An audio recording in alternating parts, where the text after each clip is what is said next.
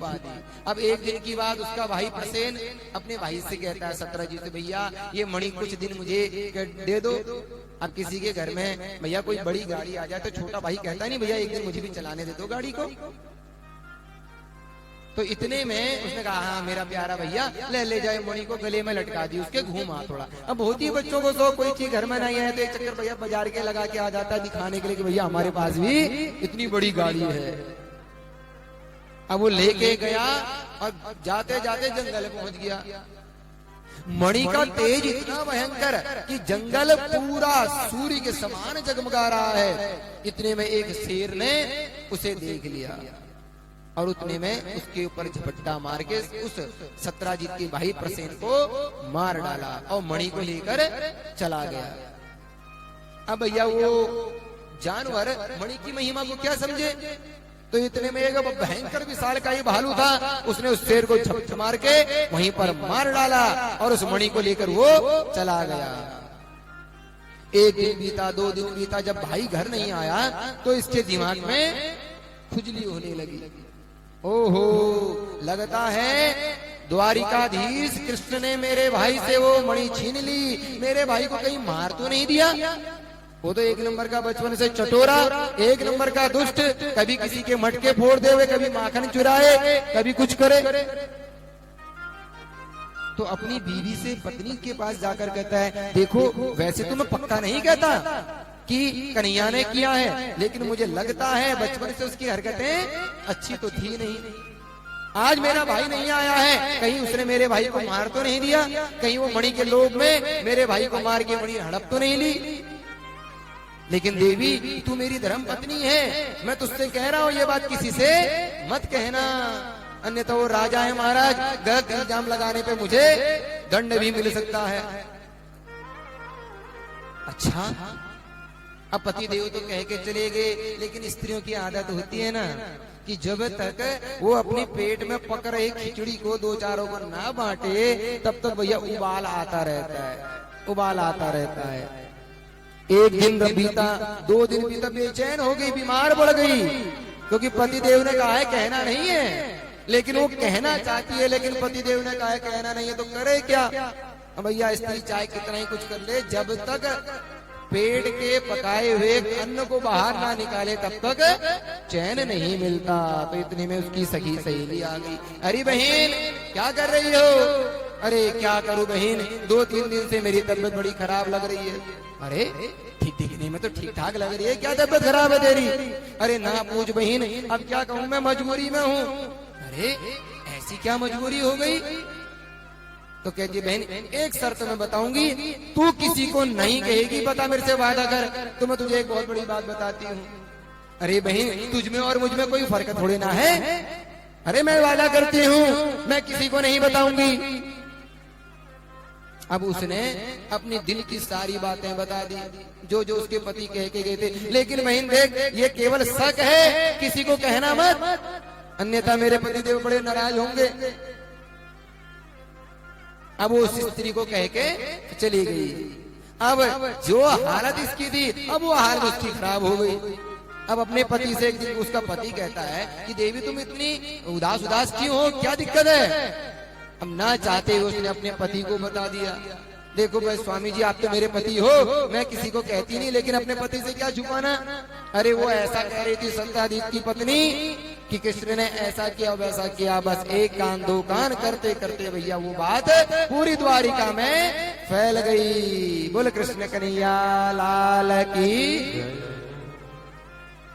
स्त्रिया स्वभावजा, ये स्त्री का स्वभाव है। आगे स्त्रियों का वर्णन करती है ना मैया देवी भागवत में, स्वयं मैया स्त्रियों का वर्णन कर रही है कि स्त्रियां नाम अति लंपटा, स्त्रियां बड़ी लंपट होती हैं। कौन कह रही है, देवी मैया। अभी विष्णु भगवान का चरित्र भी आएगा ना आगे, बड़े मजेदार चटपटे चरित्र हैं, तो उनमें आएगा कि स्त्रियों का स्वभाव ही होता है जब तक यहाँ की 2-4 बातें उधर ना कर दे और वहाँ की बात इधर ना कर दे, उनको तो सुख मिलता ही नहीं। उनको खाना मिले या ना मिले, लेकिन 2-4 बातें इधर करने वाले मिल जाए, बड़ी चंगे बने रहते हैं। बोले जगदम्बे मैया की। ये प्रकृति का गुण है। आपने देखा होगा आपने सुना कभी कोई महिला हार्ट अटैक आके मरी? सुना कभी आपने? बहुत कम ऐसे केस होते हैं जहां महिलाएं हार्ट अटैक से मरती हैं। अन्यथा देखा होगा, अरे भैया वो हार्ट अटैक से मर गया। हमेशा पुरुषों का ही नाम आएगा, महिलाएं नहीं मरती। क्यों? ये महिलाएं कचरा पालती नहीं दिमाग में, हृदय में उनके जो होता है सब निकाल देती हैं। अच्छा है, बुरा है। और पुरुष वर्ग हमारे अच्छा है तो भी अंदर झेलते हैं, बुरा है तो भी अंदर झेलते हैं, और सुख है तो ना मुस्कुराते हैं और दुख है ना रोते हैं। तो करें क्या भैया? इकट्ठा होगा तो एक दिन ब्लास्ट तो होगा ही। तो इसलिए स्त्रियों का स्वभाव है, वो वस्तु तो अपने हृदय में कोई बातें नहीं रख पाती। अब जब भगवान को पता चला, रे राम राम, बेवजह का कलंक हमारे सर मर दिया, अब क्या किया जाए? भैया दाग लगा है, उसे मिटाना भी तो पड़ेगा। चलो मंत्री परिषदों से कहा उसके भाई का खोज करो, और हमारी सरकार में जो ये धब्बा लग रहा है इसको मिटाना भी तो जरूरी है, तभी तो इलेक्शनों में अच्छे वोट मिलेंगे। होता ही नहीं होता, जब इलेक्शन आते हैं तो सरकार एकदम चौकन्नी हो जाती है और चकाचक लोक कल्याण के काम शुरू हो जाते हैं। फिर 3 साल 4 साल तक सन्नाटा पसर जाता है। अब हमारे भगवान श्री कृष्ण द्वारिकाधीश जा रहे हैं, जगह जगह ढूंढ रहे हैं। तो इतने में जाते जाते क्या देखा? जंगल में एक शेर मरा पड़ा है। ओहो, अब उस शेर को किसने मारा? इतना बड़ा शेर। तो आगे जाकर देखा कि शेर के सत्राजित पहले तो मरा हुआ था भाई प्रसेन, फिर थोड़ा आगे देखा शेर मरा था, फिर आगे आगे गए तो एक बड़े से विशालकाय जानवर के पैर के निशान दिख रहे। तो उसी सीआईडी होते हैं ना, सीआईडी वाले जो क्राइम ब्रांच वाले, तो छानबीन करते हैं, देख रहे होंगे भगवान वैसी कहीं। तो उस पैरों को देखते देखते गुफा में जा पहुंचे। ओहो, ये पैर तो यहाँ तक जाते हैं। तो भगवान तो त्रिकालज्ञ हैं, सब जानते हैं कि अंदर कौन है। तो अपने मंत्री परिषद से कहते हैं मैं अंदर जा रहा हूँ, ध्यान रहे कोई अंदर ना आवे, और जब तक मैं बाहर ना आ जाऊं तुम यहाँ से कहीं मत जाना। जैसी आज्ञा द्वारिकाधीश, ऐसा कह के भगवान अंदर चले गए। अब अंदर जैसी पहुंचे वहां क्या देखा? भालू की बेटी भीलुनी, नाम था जाम्बवती। क्या था? जाम्बवती। उस मणि से खेल रही है। अब जानवर क्या समझे मणि की महिमा को? अगर आपके पास कोई विशेष रत्न आ जाए और आपको उसकी नॉलेज नहीं, आपको उसको दीवार चिन्हने में कह दो कि महाराज इसको थोड़ा पत्थर खपा दो कहीं, और अगर आपको उसकी नॉलेज हो जाए तो आप उसकी महिमा को समझोगे। अब वो भलूनी उस मणि की महिमा को क्या समझे? गेंद समझ के उछाल उछाल उछाल के खेल रही है। तो इतने में जैसे भगवान अंदर पहुंचे तो भगवान ने मणि को, उछलती हुई मणि को पकड़ लिया। तो इतने में चिल्लाने लगी। जैसी वो चिल्लाई तो भालू दौड़ दौड़ के बाहर आया और भगवान की छाती में ऐसी लात मारी कि भगवान को जमीन में गिरा दिया। जैसे भगवान जमीन में गिरे, जमीन हिल गई। भालू समझ गया, अरे राम राम, ये ऐसा कौन प्राणी है भैया? आज तक तो मैंने एक एक को मारा है, लेकिन इसको गिराती धरती क्यों हिली? ओहो, लगता है ये कोई ना कोई मायावी है और मेरे गुफा में हमला करने आया है। तो युद्ध करने के लिए खड़ा हो गया।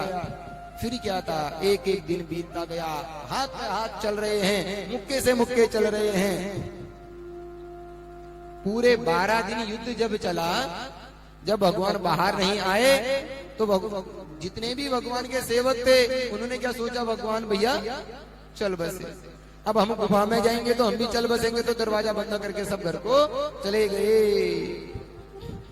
और द्वारिका में जब पता चला कि हमारे कन्हैया हमसे बिछड़ गए तो भैया वसुदेव आदि बड़े खिन्न मना होकर विलाप करने लगे। हे विधाता, तेरा भी क्या विधान है? पहले तो हमारे पुत्र भये नहीं, फिर हुए तो एक एक करके उस पापी कंस ने मार डाले, और एक दो नन्हे कुमार से हमारे घर में बने थे उनमें से हमारा प्रिय कन्हैया को भी तूने दोबारा छीन लिया। तेरे घर में न्याय नहीं है, ऐसा कह कहकर विधाता को कोस रहे थे। तो इतने में नारद जी आ गए। वो नारद भगवान की। अरे वसुदेव, क्यों इस प्रकार चिल्लाते हो? सारी घटना बताई। कहते तुम मूर्ख हो, किसी घटना को जाने बिना विधाता को कभी कोसना नहीं चाहिए। अब तुम्हें अपना बेटा चाहिए तो एक काम करो, देवी मैया के पावन पवित्र चरित्र का आयोजन करो। ठीक देखो तुम्हारे घर में तुम्हारा बेटा आता है कि नहीं, वो कैसे होगा। तो नारद जी बड़े ज्ञानवान, उन्होंने सारी प्रणाली बताई कि मैया की ऐसे पूजा करो, ऐसे भागवत करो, ऐसे करो, सब बताया। यहाँ देवी भागवत प्रारंभ हो गई। कहाँ? द्वारिका में। और वहां युद्ध चल रहा है। 27 दिन बीत गए। 27वें दिन भगवान सोचने लगे कि भैया अगर ऐसे लड़ते रहा तो मेरे द्वारिका वासी तो द्वारिका में ही अपने प्राण छोड़ देंगे मेरे वियोग में। अब कुछ ना कुछ करना चाहिए। अब की बार भगवान ने पकड़े भालू के बाल और मारा छाती में घुमा के ऐसा मुक्का कि एक ही मुक्के में चकनाचूर करके नीचे गिरा दिया। भालू समझ गया कि भैया संसार में मुझे मेरे राम के सिवा दूसरा कोई नहीं हरा सकता। अब वो कौन था भालू पता है आपको? राम दल का जामवंत। क्या कह रहा है मनी मन में कि मेरे राम के सिवा इस पूरे अखिल ब्रह्मांड में स्वयं महादेव भी मुझसे युद्ध नहीं कर सकते। पक्का ये भी जरूर मेरे राम ही हैं। तो हाथ जोड़ के तुरंत खड़ा हो गया और अगर सच में मेरा सोचना सही है, अगर तुम मेरे राम हो तो मेरे राम रूप में मुझे दर्शन दे दो। अरे केवल राम नहीं, साथ में लक्ष्मण भी होने चाहिए, माता सीता भी होनी चाहिए। इतना कहते भगवान बोल पड़े अपने भक्तों के मनोरथ को पूर्ण करने के लिए मैं हर युग में नए नए अवतार लेता हूँ। चलो आज तुझे इस द्वापर युग में राम अवतार के दर्शन करा देता हूँ। बोले सिया बलराम चंद्र की। दर्शन पाते ही गदगद हो गया। अहो भाग हमारे, हे प्रभु जो आप हमारे इस कुटिया में पधारे। बताइए प्रभु आज कैसे आना हुआ? बोलते हैं मत पूछ जामवंत, ये दुनिया बड़ी स्वार्थी है। अपने काम के लिए तो मेरे पास आती है और थोड़ा सा गड़बड़ हो गया तो मुझे ही सुनाती है। होता है नहीं होता है? जब भगवान हमारा सब कुछ अच्छा हो रहा होता है, भगवान को कभी याद नहीं करते। जहाँ थोड़ा खटपट हुई, अरे सब कुछ नहीं है धरा है दुनिया में। भगवान की पूजा उजा करने से कुछ नहीं होता। भगवान को तमाम खरी खोटी सुनाने लग जाते हैं, नास्तिक बन जाते हैं और नास्तिक बनकर अधम कर्म करना शुरू कर देते हैं। मानो भगवान यही कह रहे हैं कि मैं द्वारिका में रहा, मैंने द्वारिका वासियों का कल्याण किया, द्वारिका वासियों ने ही मेरे जीवन में कलंक लगाया। प्रभु ये किस कारण से? बोलते हैं जो तेरी बेटी के हाथ में मणि है ना, यही है सब बवाल की जड़। अरे प्रभु तो ये कलंक का कारण है। तो कहते हैं महाराज इस मणि को मुझे दे दे और मैं इस मणि को जाकर उस जिसकी मणि उसे दे दूंगा और इस कलंक से मुक्त हो जाऊंगा। तो जामवंत बड़ी प्यारी बात बोलता है, प्रभु मेरा आपको अर्पण क्या, तेरा तुझको अर्पण क्या लागे मेरा अपना क्या है प्रभु, सब आपका ही दिया हुआ है। परंतु एक समस्या जरूर है। कैसी समस्या? बोले प्रभु हम भारतवर्षों की एक कमी है कि बेटी को एक बार जो चीज दे दी जाती है ना तो उसे बाप कभी वापस नहीं लेता, चाहे वो कितनी ही अमूल्य वस्तु क्यों ना हो। अब ये मणि मैंने अपनी बेटी को दे दी, अब बेटी को दिया हुआ दान कौन ऐसा मूर्ख बाप होगा, पिता होगा जो अपने बेटी का धन वापस लेगा। इसलिए प्रभु मैं इसे दे नहीं सकता। लेकिन आपका कलंक मिटाना भी जरूरी है। वो भक्त ही क्या जो अपने भगवान को समर्पित ना होवे, तो कैसे होवे? अब जामवंत तो बहुत तीखी बुद्धि का था, विद्वान था, इतना विद्वान कि उसके बराबर दूसरा विद्वान उसके युग में कोई नहीं। तो प्रभु मुझे एक उपाय समझ में आ गया। क्या है उपाय? तो कहता है प्रभु अपने नेत्र बंद कर दो। भगवान कहते हैं भैया ले कर दिए बंद। प्रभु अपने दोनों हाथ आगे फैला दो, फैला दिए। अब एक हाथ में मणि उठाई रख दी, कौन से? उल्टे हाथ में। उल्टे हाथ में नहीं दी, उल्टे हाथ में एक हाथ में मणि पकड़ा दी और दूसरे हाथ में अपनी बेटी भलुनी का हाथ पकड़ा दिया। बोले वृंदावन बिहारी लाल की। अब आंख खोल के देखा भगवान, पहले देख रहे हैं मणि तो कठोर है पर ये गुदगुदा सा क्या है।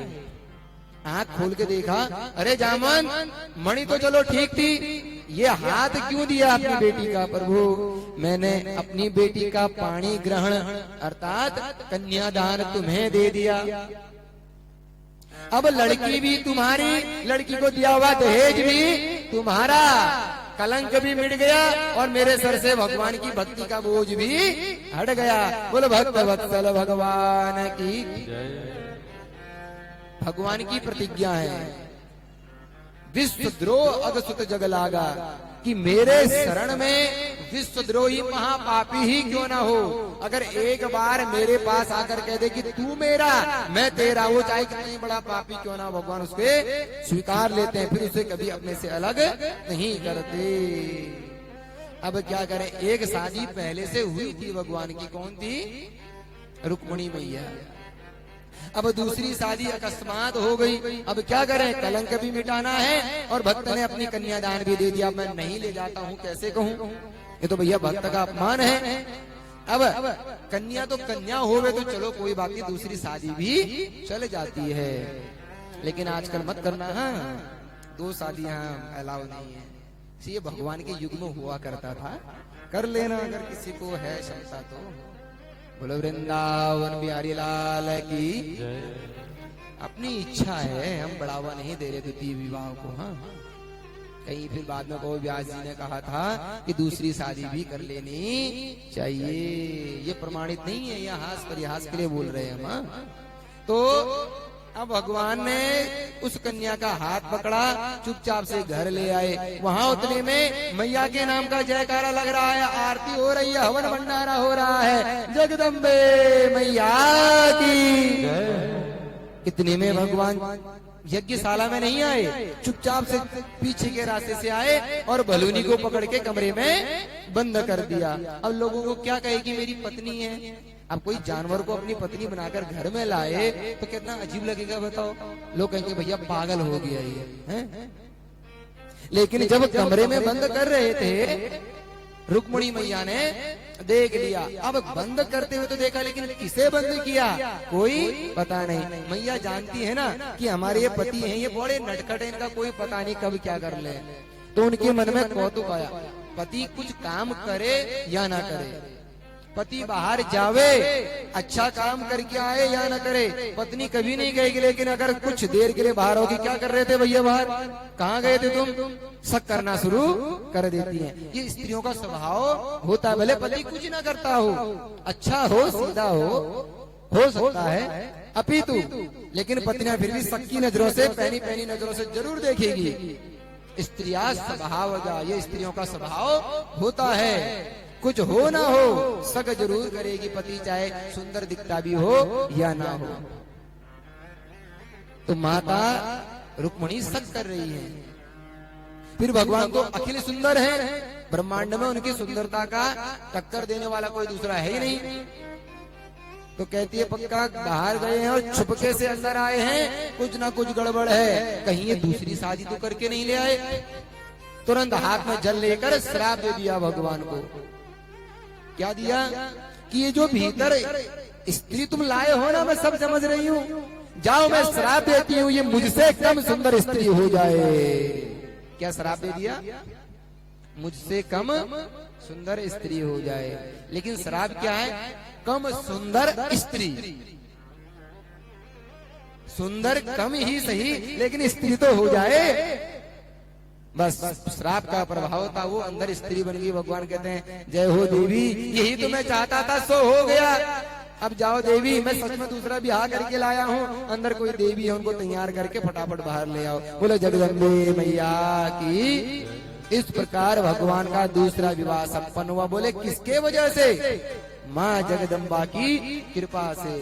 अब भगवान ने दूसरा ब्याह किया, इसको आप अन्यथा मत लीजिएगा, क्योंकि भगवान क्या है, जगत पति हैं, आपके भी पति हैं और हमारे भी पति हैं, वो किसी के एक के नहीं है। आपके घर में भी कृष्ण भगवान की फोटो होगी, हमारे घर में भी है, वो किसी एक के बदे हुए थोड़े ना है कि हमारे ही रहेंगे। लेकिन हमारा पति, हमारी पत्नी सिर्फ हमारी ही है, ऐसा समझ के चलना। वो जगत पत्नी जगत पति नहीं हो सकता। इसलिए हम लोगों के लिए ये विवाह नहीं है, हम लोगों के लिए एक ही विवाह है। बोले जगदम्बे मैया की। वो भगवान है कुछ भी कर सकते हैं, लेकिन हम ना भगवान है ना सब कुछ कर सकते हैं। इसलिए भगवान से अपनी बराबरी नहीं, भगवान की लीलाओं से सीख लेने की हमें कोशिश करनी चाहिए। फिर उसके बाद भगवान द्वारिकाधीश सभा में पहुंचे, माँ के पवित्र प्रसाद को ग्रहण किया और जयकारा लगाते हुए श्री सूत जी महाराज कहते, देखा माँ के चरित्र सुनने से बाहर गया हुआ पुत्र वो घर वापस आ जाता है। जो कोई भी इस चरित्र को तन मन और धन से सुनता है तो कहते हैं उसके भीतर और उसके घर में माँ की सदैव कृपा बनी रहती है। बोलो जगदम्बे मैया की।